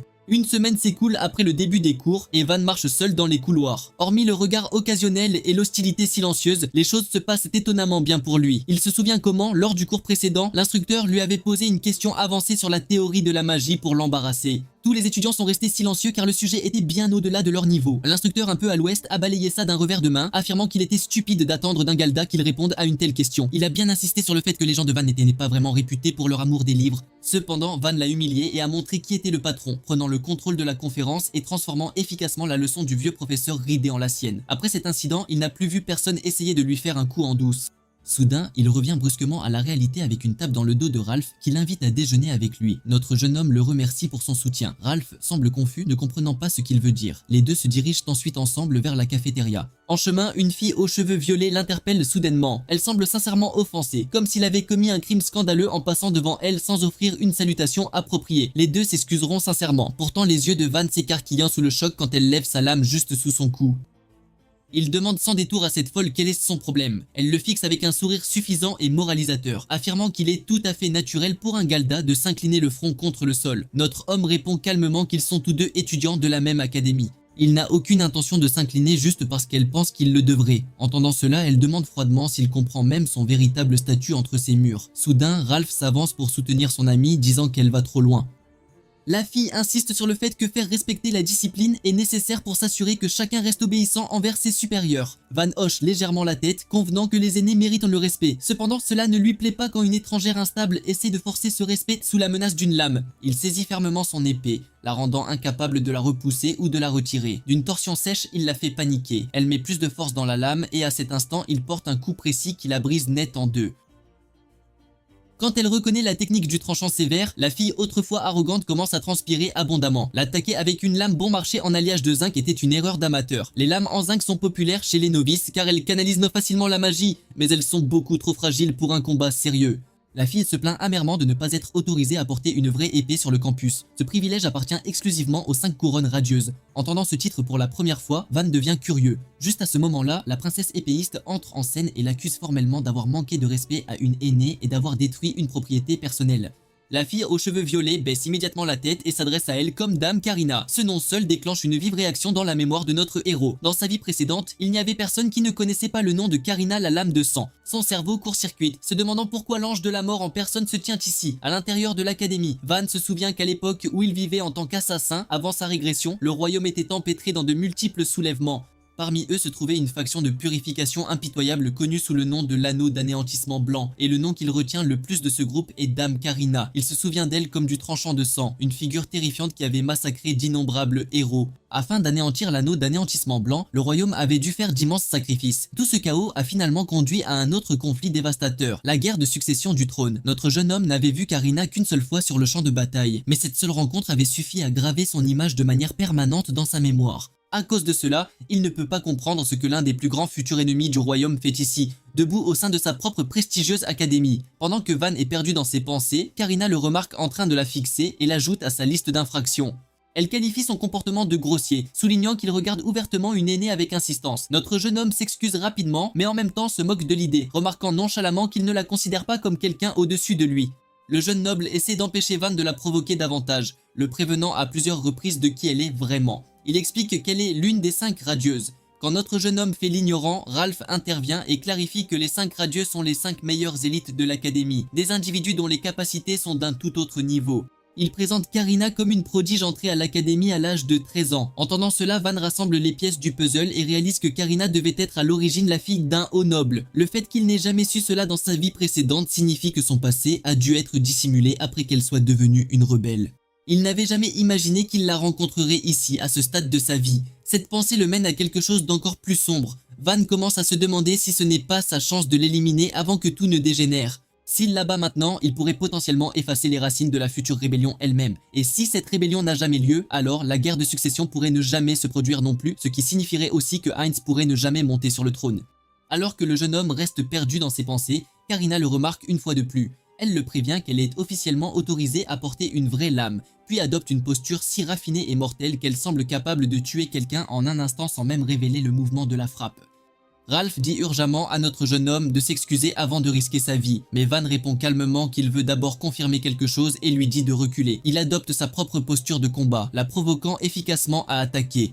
La princesse épéiste aux 1000 lames, déjà irritée au-delà de toute retenue, s'avance avec l'intention de tuer. Sa frappe arrive à une vitesse que des yeux ordinaires ne peuvent suivre. Pourtant Van l'évite de justesse, ne recevant qu'une légère éraflure au lieu d'un coup fatal. Karina déclare rapidement qu'elle arrête la punition pour l'instant, insistant qu'elle la continuera plus tard, puis quitte la zone aux côtés de la fille aux cheveux violets. Quand elles arrivent quelque part d'isolé, loin de tout observateur, la fille aux cheveux violets demande pourquoi elle a laissé partir le garçon. La princesse épéiste aux 1000 lames lutte un instant, gardant son sang-froid, puis s'abaisse au sol et répond que ce n'est pas elle qui l'a laissé partir. Elle précise que cet incident ne doit parvenir aux oreilles de personne d'autre. C'est tout. En révélant la blessure qu'elle a subie lors de leur rencontre, elle se souvient alors l'avoir déjà vue dans un vieux livre d'arts martiaux, c'est le point du cœur. C'est un point vital qui cible les nerfs, paralysant la victime et l'empêchant de marcher correctement après ça. La fille aux cheveux violets demande si c'était une impasse, mais Karina reste silencieuse. Intérieurement, elle est certaine que ce n'était pas le cas du tout. Ce qui s'est réellement passé, c'est que pendant le combat, elle visait son cou. Cependant, Van a réussi à se faufiler près d'elle et a impitoyablement ciblé son point faible. Elle a tenté de reculer pour esquiver, mais à cause de cela, elle a manqué sa cible. Notre garçon s'est alors précipité et a frappé son point vital avec une précision mortelle. Karina est secouée car c'est exactement le même mouvement enseigné dans les écoles d'épée renommées, et elle se demande où diable Van a appris ça. La PNJ aux cheveux violets est à fond dans le déni et affirme que ce n'était pas du tout une égalité. Elle continue en disant que Karina est la victorieuse puisqu'elle était la dernière debout. La princesse à l'épée fait semblant d'être d'accord, mais au fond, elle connaît la vérité. Ce point vital ne tue pas, mais fait un mal de chien, donc ce coup était délibéré. Si c'était une situation de vie ou de mort, elle est certaine qu'elle aurait eu un aller simple pour l'au-delà en classe éco. Balayant ses pensées, elle se lève et dit qu'elle a été négligente, mais la prochaine fois, elle s'assurera d'apporter une épée pour briser ce Gerudo une bonne fois pour toutes. De retour à notre héros, Ralph lui demande ce qu'il voulait confirmer. Van l'ignore, mais le gars insiste pour une explication. Cependant, notre héros se perd dans ses pensées, réalisant que malgré son attitude hostile, la princesse à l'épée se retenait beaucoup et n'avait même pas utilisé sa capacité magique spéciale.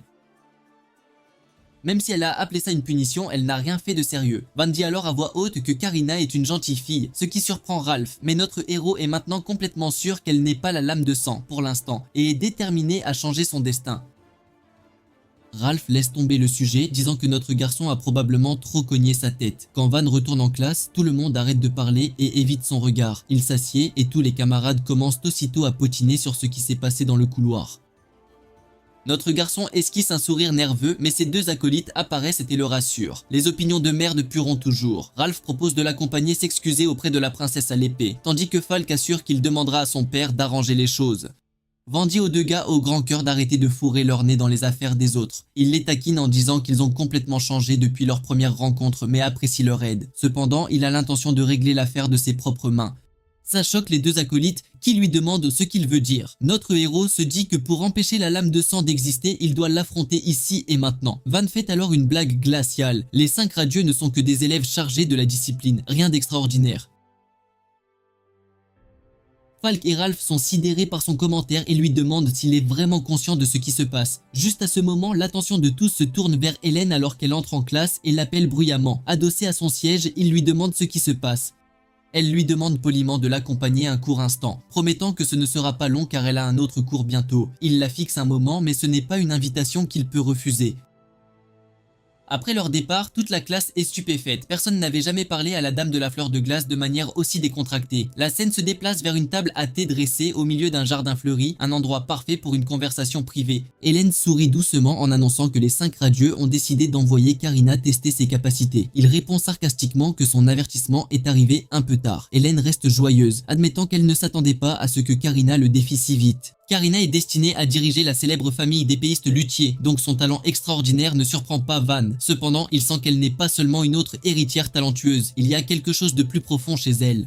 Hélène incline la tête et demande ce qu'il veut dire. Ne sachant comment le formuler, il dit qu'elle ressemble à quelqu'un qui a tout abandonné dans la vie sauf l'entraînement de son épée. Les yeux d'Hélène se plissent légèrement à cette observation et elle loue discrètement sa perspicacité. Elle révèle que Karina n'est pas simplement une autre enfant noble de la famille Luthier. En fait, elle est née d'une liaison avec une femme de chambre et n'a jamais été formellement reconnue comme légitime. Cette perception a changé quand elle a eu 10 ans. Lors d'un entraînement amical, elle a complètement submergé son frère de 17 ans. À l'époque, tout le monde supposait que son frère hériterait du nom de famille, mais sa démonstration écrasante de talent les a forcés à reconsidérer.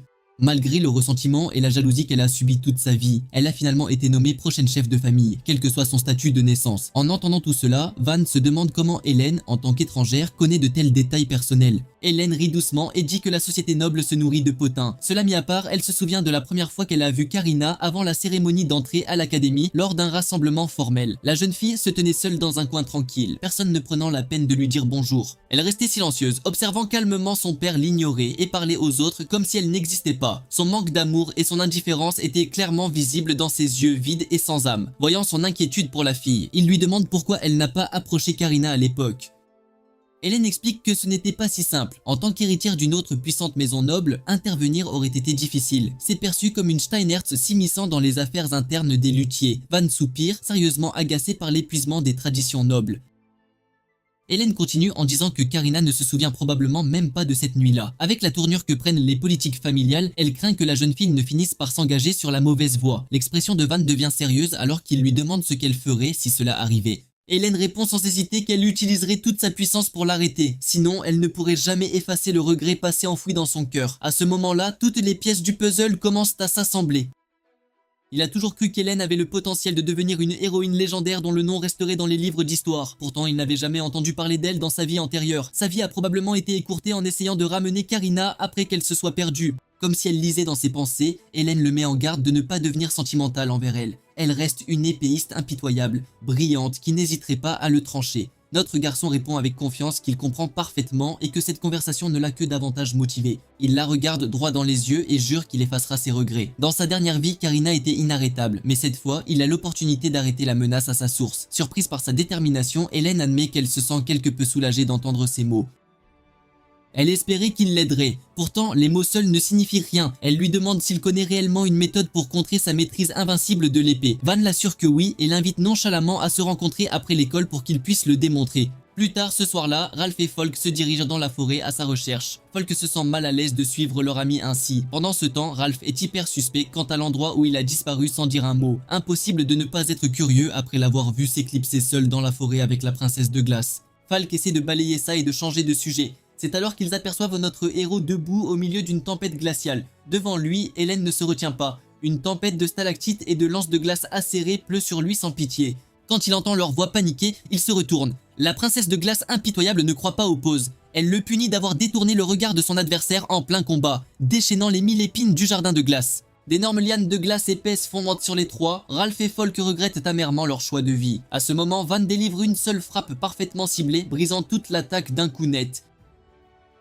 Il se retourne avec un sourire effronté, leur disant qu'ils arrivent à point nommé. Il les invite à rejoindre Hélène et à l'attaquer, se vantant d'avoir du mal à trouver un vrai défi ici. Simon entre et salue Karina. Karina n'est pas de très bonne humeur aujourd'hui, alors elle lui demande directement si son Altesse a besoin de quelque chose. Simon répond qu'il ne veut pas la presser, mais il est curieux de savoir ce qu'elle a prévu pour gérer le Garuda lors du duel. Karina s'incline légèrement et dit à Simon que cela arrivera très bientôt car l'objet qu'elle a demandé à sa famille est enfin arrivé. En entendant cela, une lueur de malice s'allume dans les yeux de Simon quand il voit Anastasia entrer en luttant pour porter un très lourd cercueil. Anastasia demande à Karina où il doit être emmené. Karina lui ordonne calmement de le porter dans sa chambre et de le manipuler avec le plus grand soin. Simon peut à peine croire ce qu'il voit. Quelque chose de si ancien, de si semblable à un artefact et de si puissant se tient juste devant lui.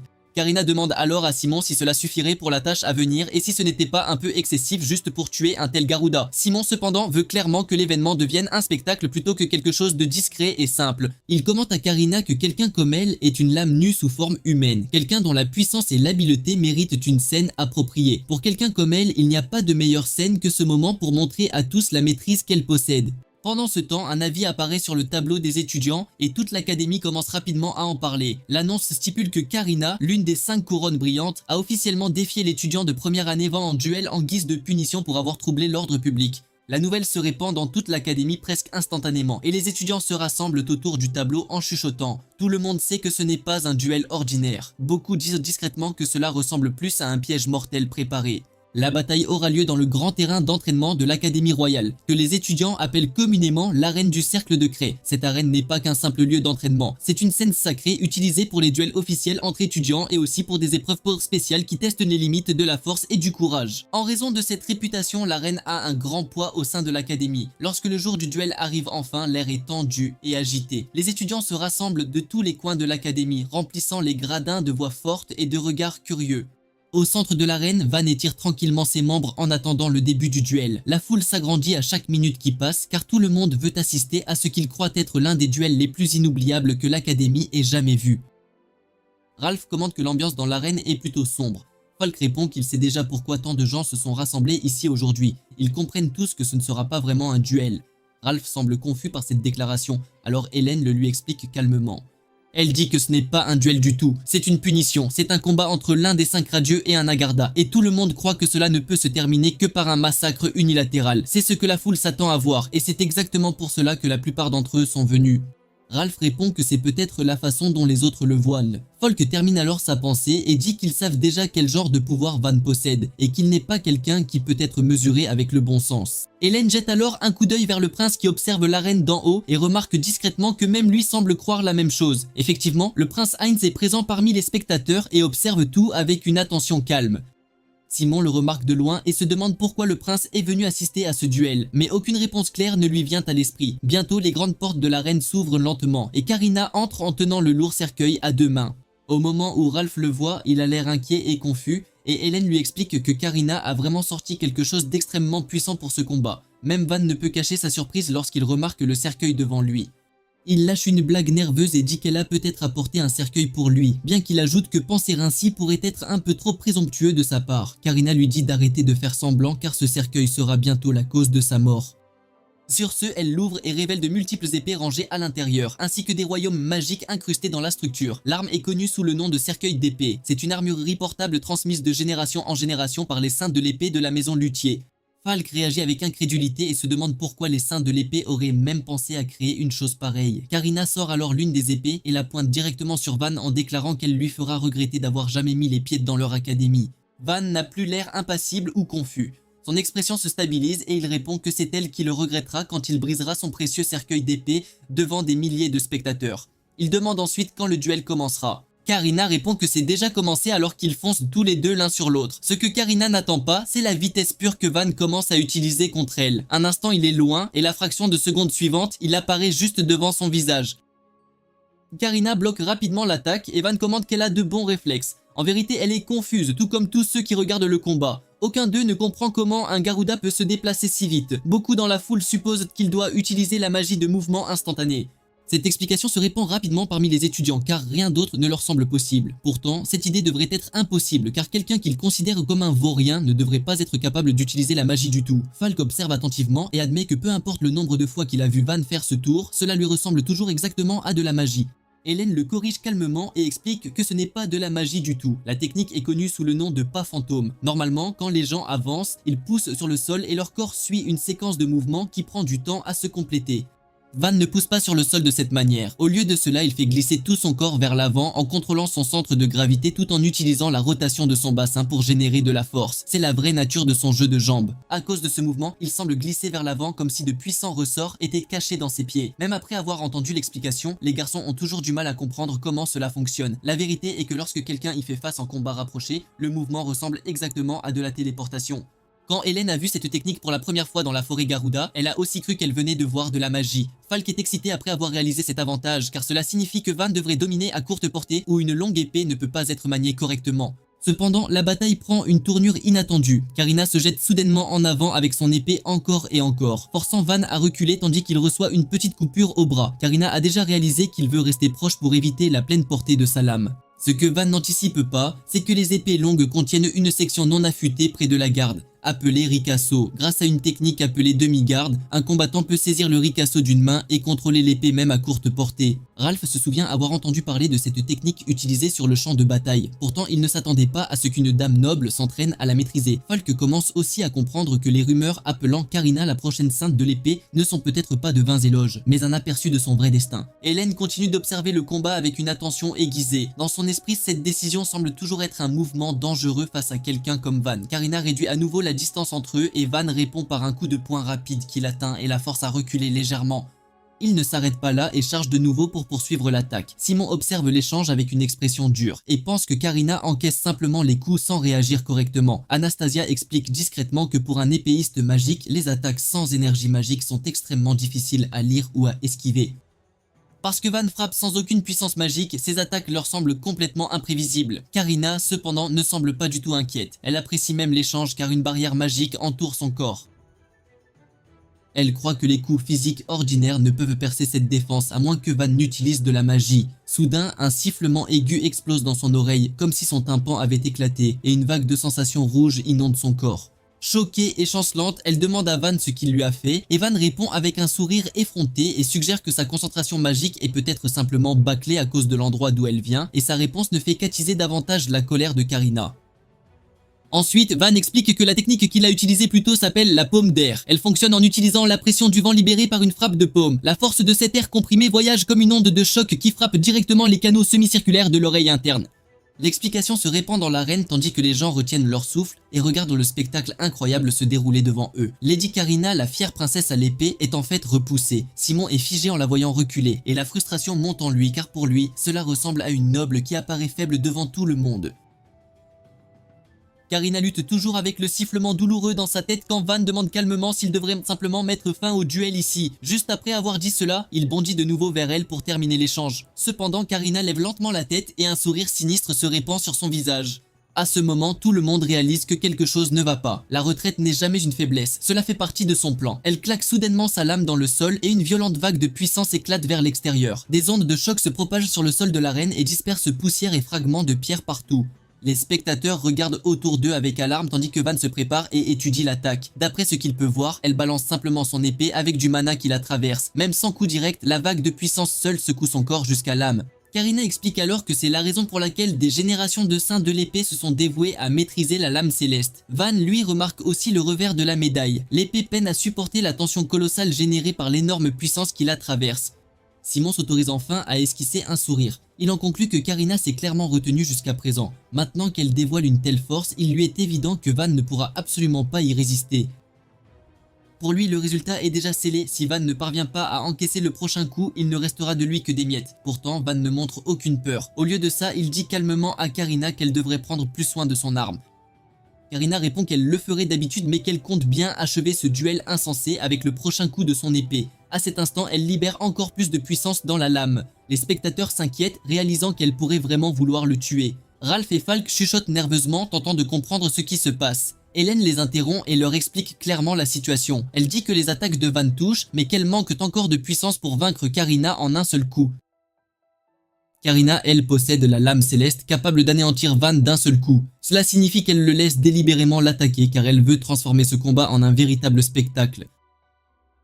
Hélène ajoute que si Karina déchaîne la lame céleste au moment où Van s'approche, même s'il évite le coup direct, l'onde de choc seule le tuera à bout portant. Ralph et Falk se taisent, se demandant ce que Van compte faire. Sur le champ de bataille, Karina lève son épée et lui dit d'accepter le traitement qui convient à quelqu'un de son rang. Elle ajoute même que s'il obtempère, elle pourrait lui laisser la vie sauve. Van répond d'un ton espiègle et effronté qu'elle semble étrangement obsédée par cette idée de statut. Karina réplique qu'une telle pensée est simplement l'ordre naturel du monde. À ses yeux, la force du mana détermine la valeur d'une lignée, et ce principe est le fondement même du pays. Van éclate soudain de rire après cette explication. Il dit que ça sonne comme la réponse parfaite d'un noble, puis il la taquine encore et lui demande si agir comme une noble la rend vraiment noble. Karina ne comprend pas pourquoi il dit ça, et ces mots l'irritent profondément. Van insiste et révèle qu'elle porte en elle du sang de roturier et du sang noble. Selon lui, c'est la raison pour laquelle elle essaie si désespérément de prouver qu'elle est une vraie noble, afin que son père la reconnaisse enfin. Ces mots frappent directement sa faiblesse cachée. Karina se fige un instant, incapable de comprendre comment il peut savoir quelque chose d'aussi personnel. Sa colère monte en flèche, incontrôlable, et elle déverse encore plus de puissance dans sa lame. Les spectateurs s'inquiètent pour Van à mesure que la tension monte. Hélène comprend immédiatement ce que Van fait. Elle réalise qu'il provoque délibérément Karina pour qu'elle déchaîne une attaque totale sans réfléchir. Ralph ne comprend pas la logique derrière un tel coup de folie. Il se demande pourquoi Van la pousserait si loin et risquerait sa vie juste pour provoquer cette réaction. Le commentaire de Van n'est pas sans fondement. En vérité, il touche directement le secret le plus profond de Karina et la honte qu'elle porte depuis des années. Elle s'est toujours sentie comme une étrangère qui s'était glissée par effraction dans la société noble. Fille d'un noble, mais née d'une concubine, elle n'a jamais vraiment eu sa place au sein de la famille. En grandissant, elle observait attentivement les nobles. Elle étudiait comment ils s'acquittèrent de leurs devoirs, mais malgré tout cela, elle ne se sentait jamais vraiment l'une des leurs. Elle sentait constamment des yeux invisibles l'épier, attendant sa chute. Cette pression silencieuse ne l'a jamais quittée. À cause de ce sentiment, elle a ressenti un bref moment de sympathie en voyant Van traverser l'académie avec une telle assurance. Même s'il est un Garuda, elle a aperçu ce petit lien. C'est pourquoi elle s'est portée volontaire pour le tester, pensant régler l'affaire sans le tuer. Mais Van n'a jamais apprécié cette petite gentillesse et a osé l'insulter. À cause de cela, elle se convainc qu'il mérite le poids total de sa colère. Karina brandit son épée et déclare qu'elle va le tuer. Van réduit immédiatement la distance. Karina déchaîne la lame céleste et abat son coup de toute sa force. Quand la poussière retombe, elle voit quelque chose qui lui coupe le souffle. Van a utilisé ses mains nues pour arrêter l'attaque, et il tient maintenant fermement son énorme épée. La foule n'en croit pas ses yeux. Une technique de saisie d'épée vient de désarmer une lame à main nue. Tout le monde pense que c'est impossible. En combat réel, personne ne devrait pouvoir arrêter une lame descendante à main nue. Pourtant, ce que Van réalise devant eux est totalement inédit. D'abord, il adapte la vitesse de sa main à celle de la lame qui tombe, le plus précisément possible. Puis, au moment du contact, il commence à briser l'élan. Dans le minuscule instant avant que l'épée ne termine son mouvement, il disperse et absorbe la force en pliant les genoux et en s'enfonçant vers le sol, ce qui provoque une fissure sur le sol de l'arène. Cette technique porte le nom de glyphe immobile, aussi appelé prise zéro. C'est la même méthode qu'il a utilisée pour enfoncer les lances de glace d'Hélène dans le sol de la forêt. Van sourit d'un air taquin et dit que la lame céleste est certes une technique formidable, mais qu'il sait simplement comment en tuer la puissance. Karina hurle que c'est impossible. Dans ce bref instant, sa garde se relâche alors que les émotions l'envahissent. Van saisit l'occasion et frappe directement son cœur. L'impact la projette en arrière jusqu'à ce que son corps s'écrase contre le cercueil derrière elle. Quand elle s'effondre, elle se retrouve exactement là où elle est maintenant dans l'arène, à genoux. Elle peine à croire ce qui vient de se passer. La foule entière se tait et retient son souffle, fixant la princesse aux 1000 lames, forcée de s'agenouiller. Certains spectateurs commencent même à se demander si c'est là la véritable puissance du peuple Garuda. Simon et Anastasia grincent des dents de frustration tandis que Ralph et Falk exultent silencieusement, espérant que Van continue d'attaquer sans hésitation. Van, cependant, a une autre intention. Il attend calmement et laisse à Karina le temps de se remettre de son choc. Quand elle se ressaisit enfin, elle lui demande pourquoi il ne l'achève pas. Elle se lève lentement et faiblement et lui demande s'il compte lui montrer de la pitié, chose dont elle prétend ne pas avoir besoin. Van rejette cette idée immédiatement. Il explique que la pitié n'est pas ce qu'il compte lui offrir. En même temps, il n'a aucune envie de malmener une noble dame qui ne se bat pas à sa pleine puissance. Ce qu'il veut vraiment, c'est qu'elle révèle tout ce qu'elle a. Il lui dit de lui montrer la vraie Karina. Ces mots frappent son orgueil encore une fois comme une insulte. En réponse, Karina libère toute la puissance cachée dans le cercueil. Elle y plonge la main et en retire l'une des armes les plus célèbres du pays. La lame est connue sous le nom d'épée étoile. C'est une épée à ressort forgée dans un métal extrêmement fin et flexible qui se plie et bouge de manière anormale. Van se souvient brièvement que dans sa vie antérieure, une telle arme était appelée l'épée du massacre, la brûlée chaîne de sang. Karina le fixe avec une détermination féroce et déclare qu'elle va lui montrer exactement ce qu'elle a sacrifié pour en arriver là aujourd'hui. C'est précisément le moment que Van attendait. Karina déclare que s'il souhaite vraiment voir sa pleine puissance, elle la lui offrira avec plaisir. Elle le prévient que s'il ne peut pas supporter ce qui vient, la faute lui en incombera. Sur ces mots, elle libère une tempête de puissance déchaînée du cercueil. Une violente tornade de lames éclate et commence à tourbillonner autour d'elle avec une force terrifiante. Ralph et Falk regardent choqués, se demandant ce qu'ils voient. Ils essaient de comprendre si c'est juste une autre forme d'escrime, mais la vérité est bien plus grande. Hélène leur explique que cette technique est un cercle d'art magique national appelé Requiem. Elle leur dit que c'est une technique ultime que seule une poignée de membres de la famille Luthier peut atteindre. Par la magie, elle amplifie la flexibilité de l'épée et propulse la pointe de la lame à une vitesse supersonique. Van observe la violente tornade se former devant lui. La tempête tourbillonnante ressemble à une danse de lances circulaires, tournant sans fin sous ses yeux. Karina annonce le nom de l'attaque, la danse des lances circulaires. Elle lui dit que personne n'entre dans son domaine sans y laisser sa peau. Flamme, foudre ou chair, tous connaissent le même sort une fois que les lames entament leur danse. Elle prévient aussi que le champ va bientôt s'étendre pour couvrir toute l'arène. Si Van a peur, il peut simplement admettre sa défaite et s'enfuir. Elle prétend être assez généreuse pour lui permettre cet échappatoire. S'il reste obstinément dans l'arène, il ne restera rien de lui, pas même ses os. Van l'écoute sans montrer la moindre peur. Il répond calmement qu'elle n'a pas besoin de s'embêter à étendre l'attaque car c'est lui qui viendra à elle. Van ferme alors les yeux un bref instant. Quand il les rouvre, il remarque quelque chose de nouveau. La tornade se déplace incroyablement vite, mais elle n'est pas vraiment invisible. De faibles lignes de mouvement scintillent dans l'air, et il peut enfin voir la trajectoire des lames. À cet instant, il active une technique appelée tachypsychie. C'est un étrange phénomène où le cerveau accélère soudainement sa vitesse de traitement sous un stress extrême. C'est un mécanisme de défense surnaturel que les humains possèdent, les aidant à trouver la meilleure voie de survie lorsqu'ils sont submergés d'informations. Les gens ordinaires n'en font l'expérience que par hasard. Van a maîtrisé la capacité de le déclencher quand il le souhaite. Utilisant cette perception affûtée, il entre directement dans la tornade déchaînée. Comme il l'avait prédit, il n'est pas instantanément détruit. Au lieu de cela, il traverse la tempête sans être découpé. Simon remarque avec quelle facilité Van dévie les attaques, et même le prince observe avec une confusion et une fascination croissante. Van a déjà compris le principe de l'arme. Dans une épée à ressort, le centre de gravité reste toujours à la pointe de la lame. Cela signifie que toute l'attaque dépend de ce seul point de mouvement. S'il ne frappe que la pointe, il peut briser la technique et gagner le combat. Karina le regarde avec incrédulité et admet qu'il est vraiment un monstre. Van répond calmement que ce n'est pas une question d'être un monstre. Il travaille simplement plus dur que la plupart des gens, tout comme elle. Karina ne comprend pas ce qu'il veut dire par là. Sa colère recommence à monter quand Van continue de parler. Il lui dit que l'épée à ressort choisit son propre manieur. Quiconque manque de vraie maîtrise finirait par se couper avec la lame. Naître dans une lignée d'épéistes ne suffit jamais à contrôler une telle arme. Puis il lui demande combien d'années elle a consacré à maîtriser cette seule lame. Karina se fige légèrement car elle n'a jamais vraiment pris le temps de réfléchir à cette question. Son esprit s'évade vers un lointain souvenir d'enfance. Elle se souvient d'un moment où son père lui avait appris à tenir une épée. Pour lui, ce n'était peut-être qu'un caprice passager, mais pour elle, ce fut un moment précieux, car elle sentit enfin un lien entre eux. Dans ce court instant, elle crut sentir l'affection de son père. Malheureusement, ce moment ne revint jamais. Son père fut accaparé par les affaires de l'État et n'eut plus le temps de s'occuper d'une fille née d'une concubine. Il avait déjà une famille à protéger. Karina décida finalement de perfectionner ses compétences à l'épée. Elle croyait que si elle devenait plus forte que tout le monde, son père la reconnaîtrait un jour comme membre de la famille. À partir de ce moment, elle s'entraîna sans relâche. Jour après jour, elle continua de pratiquer sans repos. Un entraînement sans fin la transforma lentement en quelqu'un de terriblement puissant. Un jour, elle vainquit finalement son demi-frère devant de nombreux témoins. Après cette victoire, les regards silencieux autour d'elle disparurent. Pourtant, en échange, elle commença à vivre sous la peur et le ressentiment constant des autres. Même son père commença à la regarder avec malaise. La faible sympathie qu'il avait autrefois montrée disparut complètement. Il la reconnut formellement comme héritière légitime et admit qu'elle était sa fille, bien que née d'une maîtresse. Pourtant, la vérité devint trop lourde à porter pour lui, et pour protéger sa maison, il finit par lui tourner le dos. À cet instant, Karina comprit que tout ce qu'elle possédait vraiment, c'était son épée.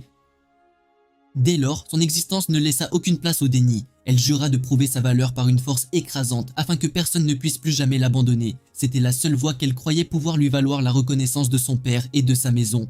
De retour dans l'arène, Karina exige de savoir ce que Van pourrait bien comprendre à de telles choses. Sa colère la pousse en avant et elle se précipite à nouveau vers lui. Les lames tourbillonnantes parviennent à lui infliger quelques petites coupures alors qu'elle attaque. Cependant, ses mouvements semblent maintenant légèrement plus lents et plus restreints. Van remarque les petites brèches qui se forment dans ses attaques. Au lieu de reculer, il avance et réduit à nouveau la distance. Karina est déconcertée par sa décision. Elle se demande pourquoi il oserait l'approcher alors que tous les autres ont toujours fui la portée de son épée. Elle ne comprend pas pourquoi un homme sans aucune magie refuse de reculer.